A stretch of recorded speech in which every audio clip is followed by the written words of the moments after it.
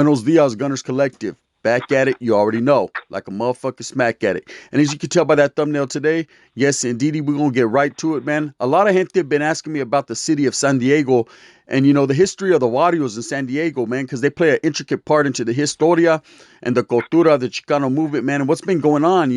So without further ado, man, I brought a vato that's been around, and knows the whole history of San Diego, man, since the 70s, and even before that. So without further ado, man, let me introduce the homeboy, and we'll get straight to it. So what's up, carnal? How you doing this morning? Hey, buenos dias, Gunner. How's it going, man? Saludos to all our people, to all our gente out there, to humanity in whole, That's right, brother, man. Just trying to maintain. In, trying to bring a peaceful message, and give you guys a little history of what I know, what I shared, living in San Diego, growing up there since the 70s, bro. That's right, bro.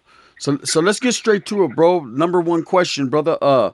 What's the history on the Warriors in San Diego? I know San Diego's always slept on, bro, because they're, everyone you talk about down south, you quickly talk about LA and that area, but San Diego has a lot of history, bro. What are some of the Warriors, man, that have been established for a long time in San Diego, brother? Look, from my knowledge, from my recollection, the oldest neighborhoods, and not to set trip on anybody or nothing like that, but Logan Heights, Sherman, the southeast area, is one of like the oldest ghettos, I guess you can call them. National City's been, around for a long time. The Warriors from National City, Southeast San Diego, San Isidro, those are like the longest standing neighborhoods, the longest established neighborhoods that have been around. Yeah. Feuds, the longest running feuds back then were National City and Shelltown, Logan Heights and Shelltown and Sherman. As a matter of fact, Logan Heights is one of the neighborhoods that had the most enemies. Yeah. So in San. Go ahead, brother. Being that, I guess, one of the oldest neighborhoods, you acquire more enemies, I guess. Oh, yeah, no doubt about it. You would think that, so in San Diego, what's the population there? I know it's heavily populated with Latino Chicano. Is there a big influence of Chicanos, or would you say it's a mixture? Well, it depends on the geographic. If you go to southeast, you have a lot of Mexicanos. Our population was mostly Mexicanos, bro. A lot of our people that crossed from here, from Mexico, from Tijuana, and other border cities, I guess you could say. Yeah. But mostly Tijuana. And they concentrated in the southeast area. This is donde está la mayoría de la raza. Chicano Park, one is an icon, I guess you could say, history. It was mostly Mexicanos, bro. Right now, I've heard and I've seen that we have, other Latinos, like Hondureños, Guatemaltecos.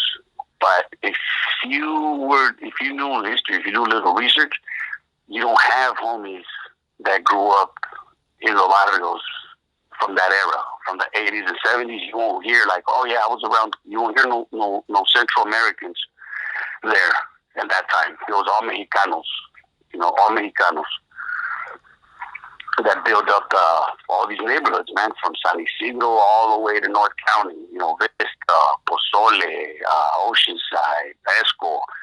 They were all Mexicanos. That's right, brother.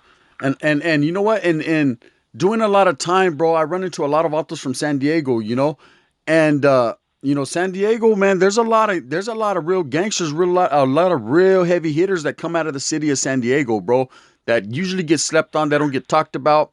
But I know they play an intricate part into what was going on, man, and what still continues to go on, man. I know you yourself did some time, federal prison, state prison, man. Can you talk a little bit about doing a little bit of state time, federal time, and how the San Diego car carried their own? Well, San Diego, one of the first from the history that I know, okay, like one of the first neighborhoods to join one of the organizations was Logan Heights. One of the first brothers, as a matter of fact, was from Logan Heights. I really don't like to touch on the subject, but I will for history, And from what I've been taught, from what I've learned, the very first brother that joined an organization was Manuel Nerva. He was like the first one to become, from an organization out of Logan Heights, and then from there, just they started recruiting more brothers, from other cities, other towns, other barrios. That's right. And it's always been, it's like everything, you get your good apples, your bad apples. There's been homies that fell off, retired, whatever. But we try to keep, our own, clean your own backyard, whatever. But along with that, a lot of good people get ruined, man. Get their careers, tattered and battered, I guess you could say. It's like everything. It's like in every neighborhood. It's like in every town, man. Everywhere there's Chicanos. Everywhere there's Mexicanos. We're always gonna. That's the sad part, man. We always go against our own people. Yeah, no doubt about it, but man. There's a lot of history there, man. There's a lot of history. Got involved in a lot of things. I mean, me myself, I kept on the outside. I was there. If I was to be called upon, well, then I never did. I never did. But if I would have been called upon, well, then you know how it is, man. You get called upon, you gotta go. It's time to suit up and boot up and do what you gotta do. Yeah, no doubt about it, brother. So, hey, being young at that time and being involved in the barrios over there in San Diego, and you find yourself incarcerated in the Pinta, what was it like comes hitting that state prison, bro, for you and your people, representing San Diego? Look, I got schooled, my older homeboys, the people that I knew, they schooled me, look, and I picked it up on the streets. I was one of the homies that some of my own homeboys frowned upon me because I got along with everybody. You know what I mean? When I was with the homies, it was gangbanging time, it was gangbanging time. But when I was by myself, I was about making money. So I got along with everybody, man. I know people from every neighborhood, from Paradise Hills to National City to Vista to Esco, like I said. I got around. I knew people here and there, and my thing was about money. I was sort of a peaceful person. I wasn't much about gangbanging and killing my people. One of a person that I met a long time ago, older homie, told me, like, man, we ain't getting nothing out about, no money about killing our people. So it's about making that feria. Yeah, absolutely, man. You ain't lying, man. And so, the first time you got to the Pinta, man, and can you let the people know some of the Pintas that you've been to, brother? Oh man, my first time I went to Delano, and then from there I did a year. I was just there to pick up a number. I went to Avenal, came back down to San Diego to Donovan, paroled from there, got cracked again and went back, and I was into Soledad, Ironwood. I was in Centinela for about a month for INS. I went to the Feds. I was in Terminal Island. I was in Lompoc for about a month in the hole. I did my rounds. Yeah, the place that I most did time was in the Feds. Did about 8 years.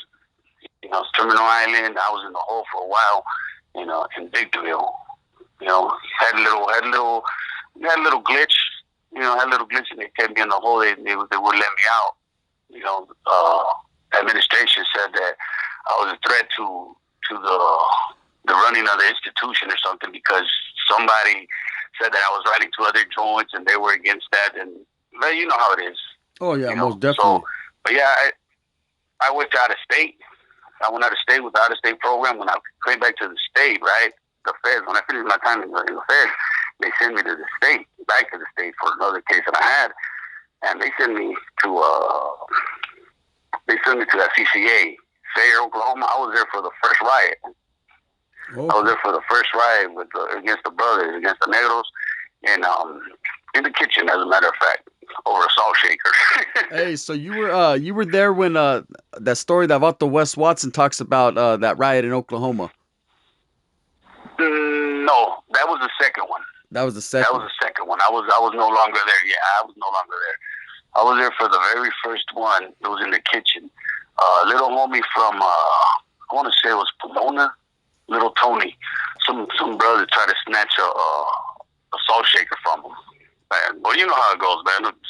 You could pop a riot off over a chair, Oh yeah. and it kicked off in the kitchen. You know, the very first riot popped up in the kitchen. That's where it started. It was only like 2 units that were involved. Yeah, oh yeah, definitely. But I know, hey, being out of state, Vatos are frustrated. They're far from home, man. They're waiting for any little thing to crack off, you know? Yeah. You know, look, this is the thing. When they sent the first people that they sent out of state, we were sent out there against our will. A lot of us, you know, so a lot of us had visits. You know, we were programming, doing our thing, and they just put us on the bus and they sent us out of state. But really, they put us on a plane. You know, and they sent us out of state against our will. So yeah, we were mad at the world. Like, man, come on, you took me away from my family now. You know, some guys went willingly. You know, a lot of guys wanted to go out there because they had PlayStations and Xbox. You know, that's, to me, I was like, man, I'm not a child. You know, I don't need that. Yeah, I want to be close to my family.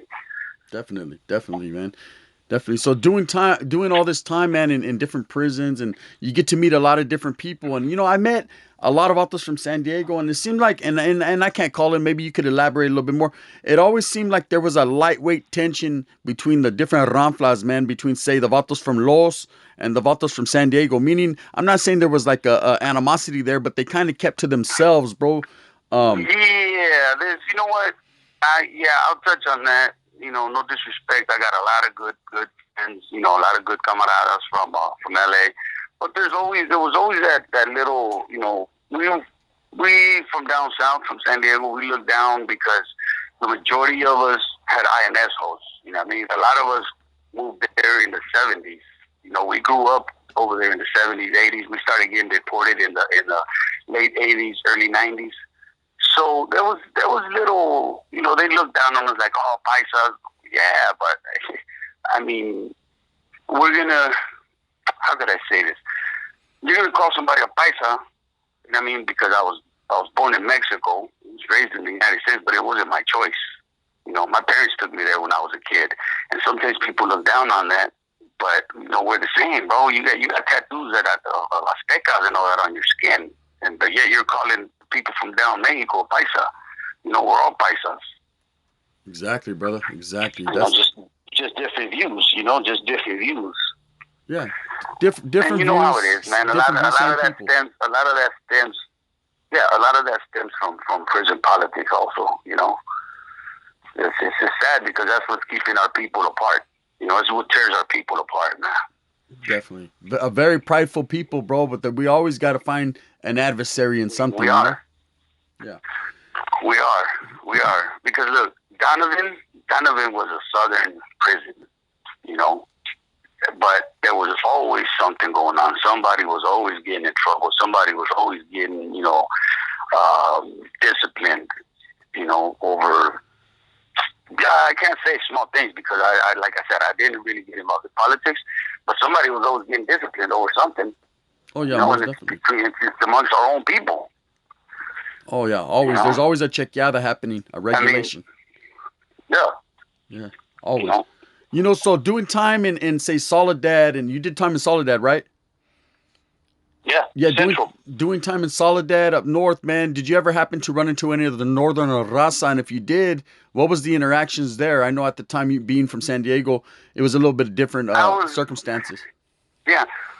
Look, I was there in the '90s, and I can't remember the homie's name. He was from up north, right? There was a handful of norteños on Soledad Central, and there was a homie from up in the LA area that got along cool with them. We all did, you know. The gente from up north have always been very respectful. I gotta say that. And he used to walk with them like, "What's up, man?" You know, talk to them and bullshit and everything. And like accept each other. I listen to your spills, man, and I hear you guys say we got a lot in common. Yeah, we do, man.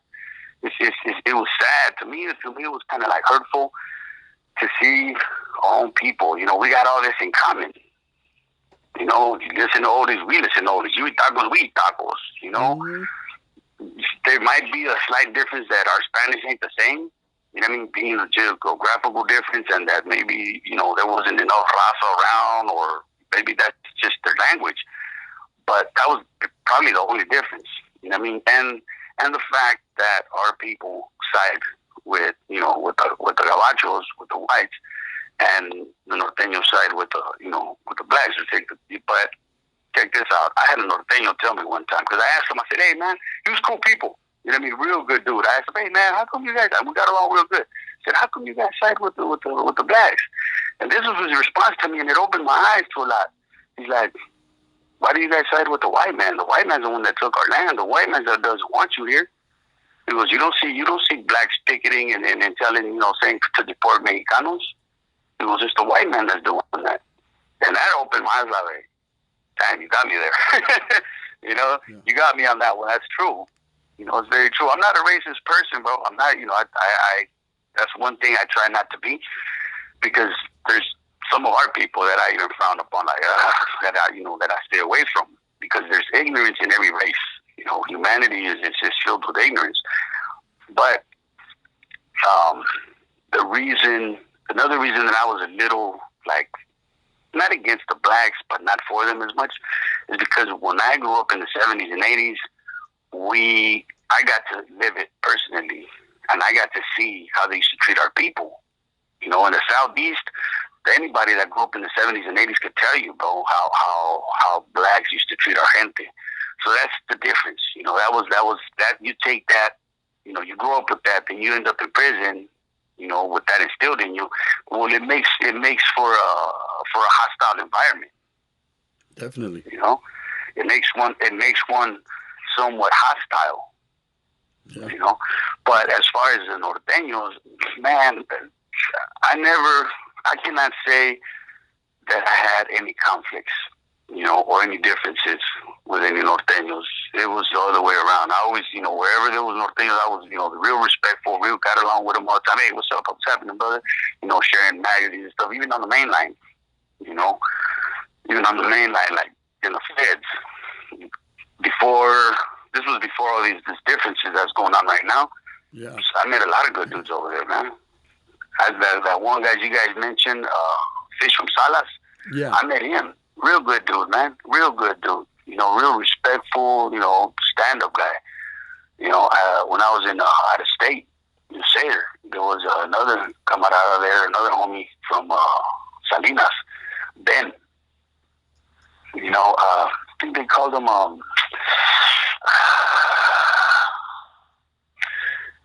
maybe I'll remember right now, but I know his name is Ben. Real good dude, man. As a matter of fact, when it popped off with the blacks in the kitchen, they stepped to the side. They were like, "You know what? We ain't getting involved. We ain't getting involved." And I respect them for that. Yeah. They're like, "It's not our beef."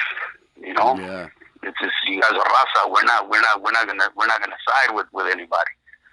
Yeah, definitely. Something that I want to say to our people. I'm happy. I am very happy to see. It's just great to see that our people are coming together, bro. That at this time, that the times that we're living, we need that. We need to bring our people together.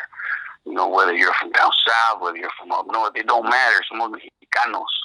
You guys fly. All this Aztec work and all that. So do we. Yeah.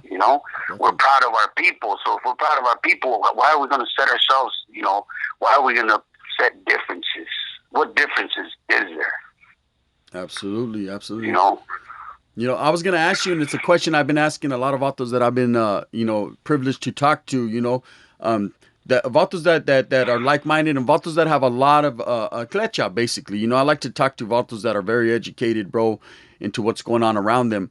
And you kind of touched on it right there. with this end to hostilities and with all this indictments that you see going on, man. And there's no other person that I can talk to, man, that kind of can touch on it that's been in the federal system.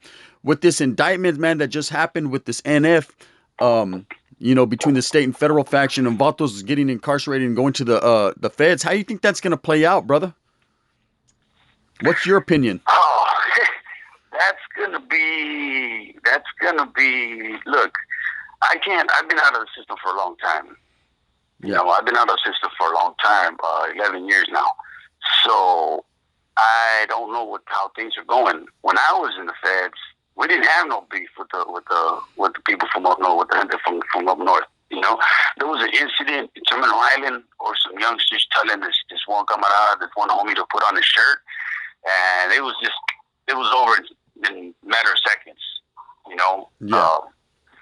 He wasn't going for it. He took off, did what he did, but after that, nobody did anything. Nobody took it upon themselves to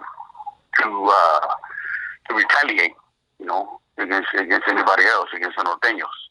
Yeah. And and there was a riot that popped off in Terminal Island, and the norteños didn't get involved. As a matter of fact, I'm not going to mention any names, but at one time there was an incident where things got a little heated with the blacks, and one of the norteños came to me because I had been there a minute, and I always kept to myself, and I was, real respectful with him, and he came and told me, like, look, bro, he goes, we ain't got no business in this, we're not getting involved, just so you know, so that, our people don't get caught up.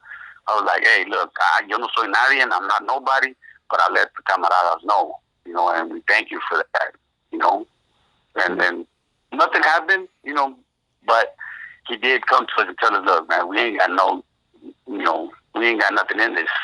They had nothing to do with it. Yeah. And he told me himself, he's like, look, we're gente, man. He goes, we're people, somos raza. As a matter of fact, he had an INS hold. He was there for INS.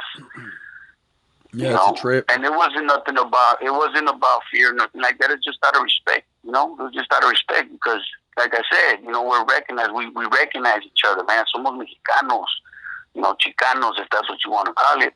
Yeah. But to me, everybody's a Mexicano, whether you're born over there or you're born over here. Somos Mexicanos, somos gente. Yeah, no doubt about it, brother. No doubt about it, man.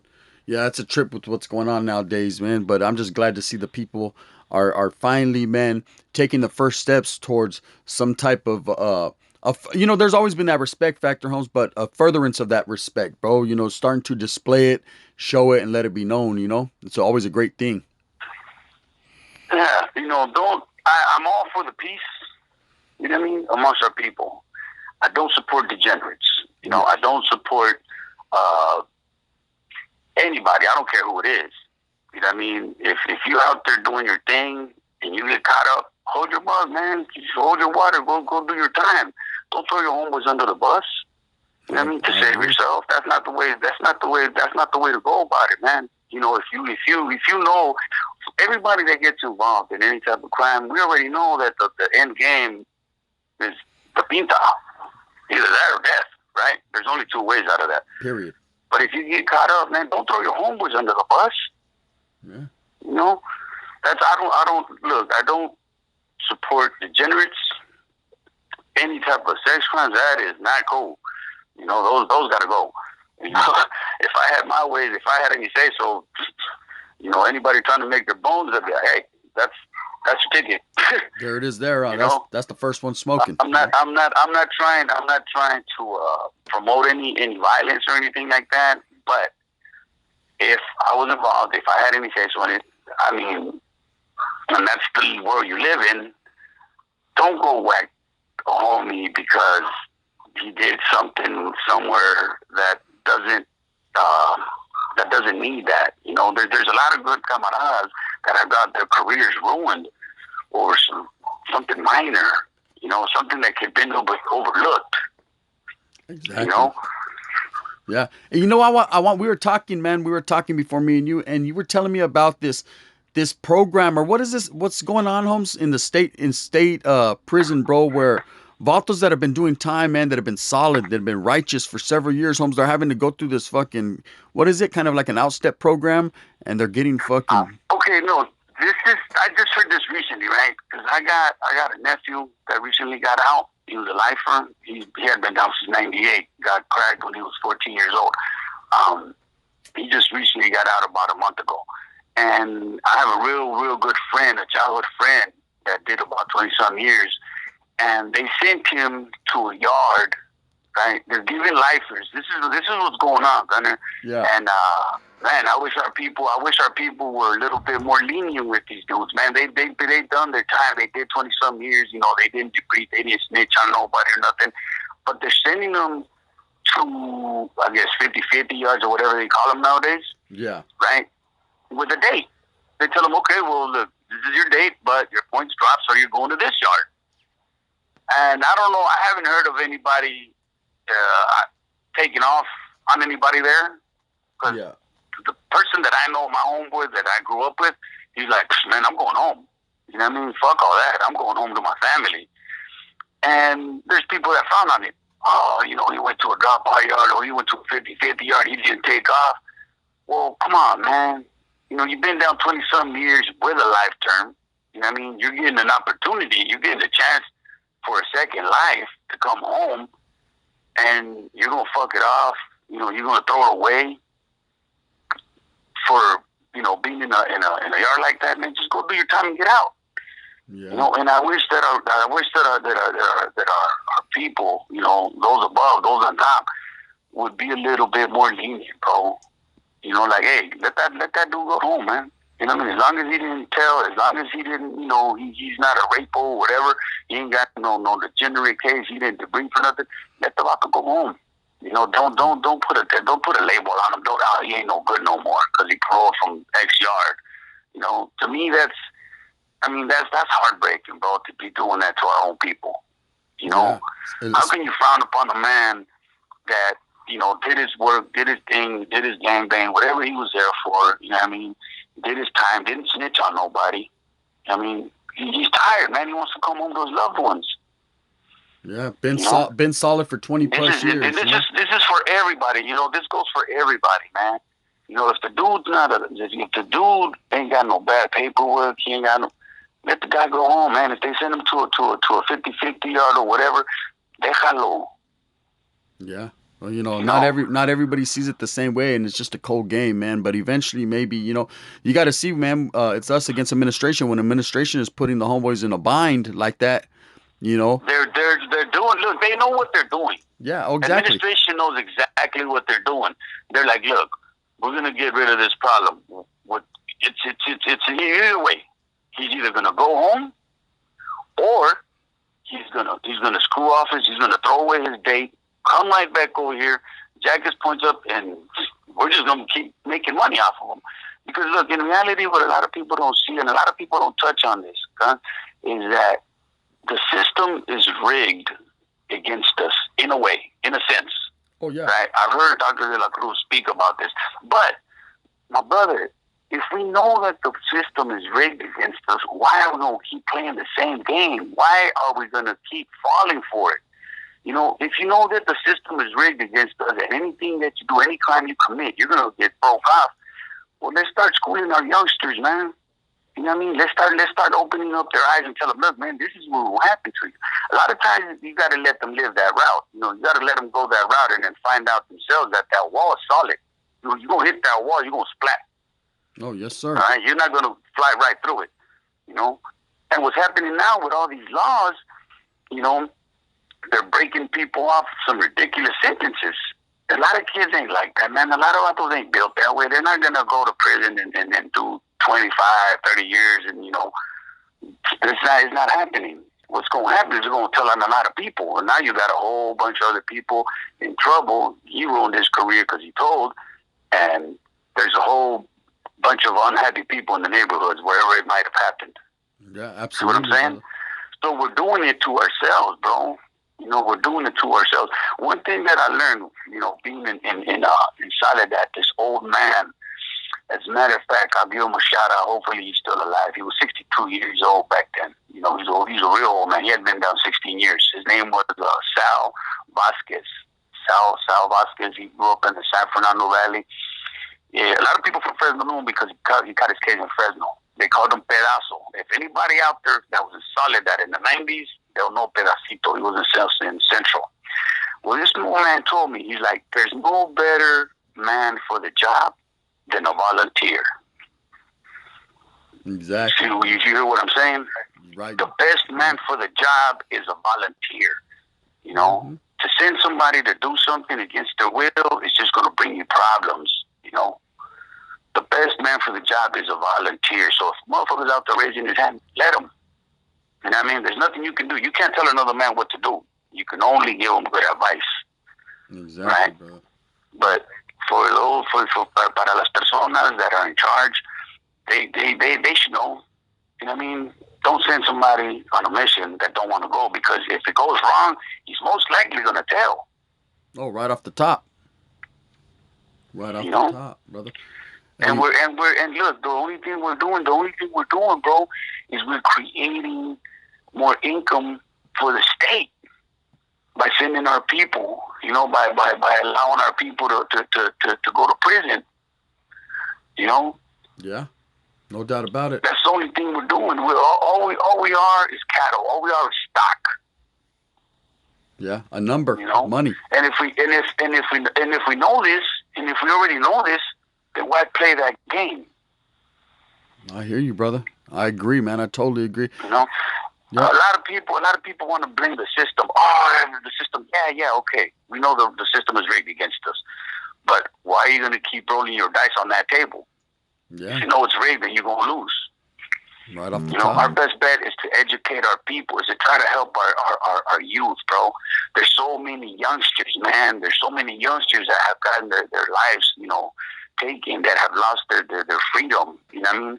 I listened to the Camarada Agüero from my. How long has he been down, man? Yeah, he's been down almost 30. You know, yeah. Yeah. And a lot of these, and you know, a lot of these individuals, a lot of them, I don't know, I'm not sure about his case, and I don't want to speak bad on them, but I know about other dudes that went in as youngsters. You know what I mean? Young, 16, 17, ended up in prison, got caught up, you know, politics, whatever, got pushed into a corner where they had, you know, they felt like, fuck it, you know, they debriefed. Now that's another human waste, you know, because he can't even go back to his barrios. Mm-hmm. You know, you pushed them. Some put themselves in that predicament. You know, some get pushed into a corner where they don't have a choice. You know, we all have a choice. Hold your mug.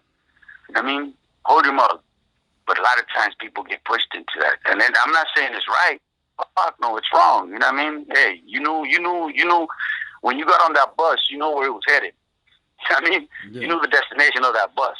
You know, don't try to jump out the back door. Yeah, exactly. You know, don't try to jump out the back door and let everybody keep riding on that bus. Just because it says exit doesn't mean you can go out that way, huh? Yeah, yes, because it says exit. Don't go out the back. Exactly. Go out go out the way you came in. Hey, you know what, brother? I appreciate you, brother. I appreciate you elaborating on the barrios in San Diego. A lot of the, you know, the prison things that you've seen, and man. Hey, I hope to do this again. I appreciate you, brother. At the end of the day, man, you got a positive message for the gente, man, and basically a message of, man, if don't do the crime, Holmes, if you can't do the time, vato, straight up. And you know, it is what it is. Basically, that's what it is, bro. Yes. You know what I mean? Basically, that's what it is. You know, let's keep our people together. You know, from south to north, bro. That's right, brother. From south to north, from east to west. You know, let's get our people united, man. Like I can nuestra raza and get something done here, man. You know, times what's going on right now is not something to take lightly. You know, Absolutely. And the more look, if we open our eyes and we see what's going on, I mean, they're keeping not just our people, but humanity. They're trying to keep humanity at each other's throats, man. Let's not fall for that. Yes, sir. Our people, look, man, our people are very talented, bro. Our people are very intelligent. You know, sometimes we don't apply that you know, that intelligent level where we should. I agree, brother. I agree. Sometimes we use it in the wrong ways, man. You know, mis respetos para el doctor de la Cruz, mis respetos para todos esta gente that they're doing the positive message, that they're helping others out. You know, everybody that is a stand-up person that ain't never threw the boys under the bus. You know what I mean? Mi respetos para ellos, man. Bring our people together. That's You know, right. bring our people together, man.